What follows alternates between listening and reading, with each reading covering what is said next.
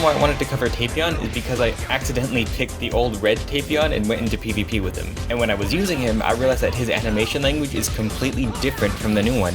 The old Tapion is much more reserved, very stoic, while the new one is emotional and angry, holding nothing back. This led me to start realizing that there was actually a lot of thought and detail put into his animations, and I wanted to talk about that. For his strike arts, I do want to point out the differences between the new and old animations. The old Tapion strike arts is a controlled, skilled, and flashy series of slashes.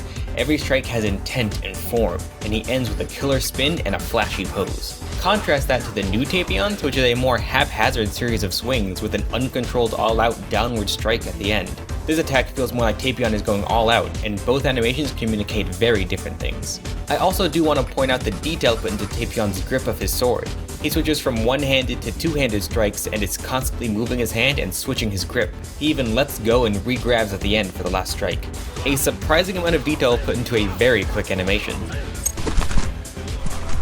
His green card is decent.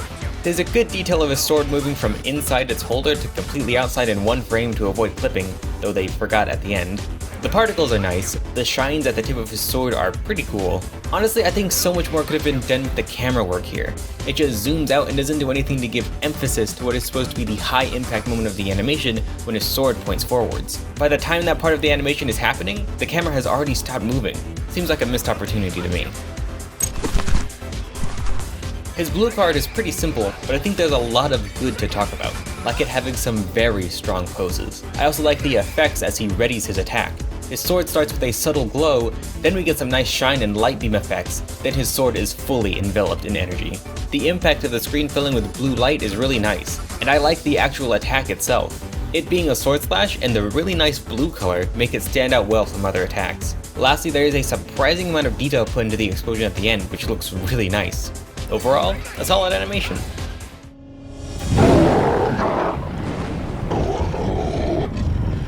And now for the showstopper, Tapion's final counter.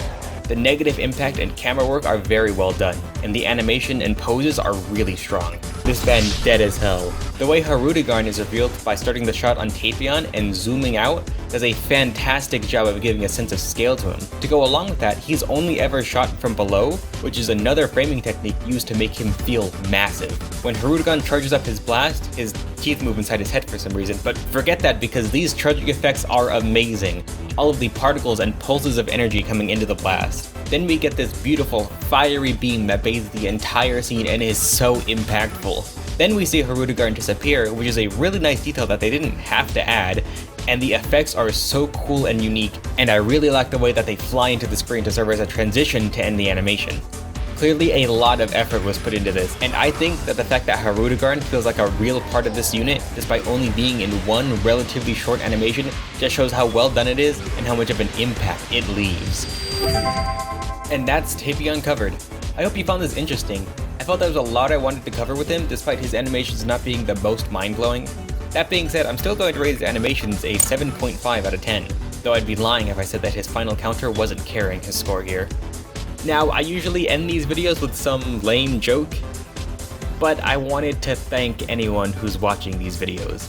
In the past 2 weeks, I've gone from 1 subscriber to 12, and my most popular video used to be one with 30 views, and now it's one with 1.3 thousand views.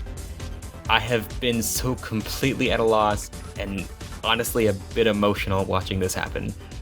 I don't know if the channel will keep growing or if this was just a lucky streak, but I'm going to keep making videos and trying to improve, and I hope you'll be there to see it. Thank you.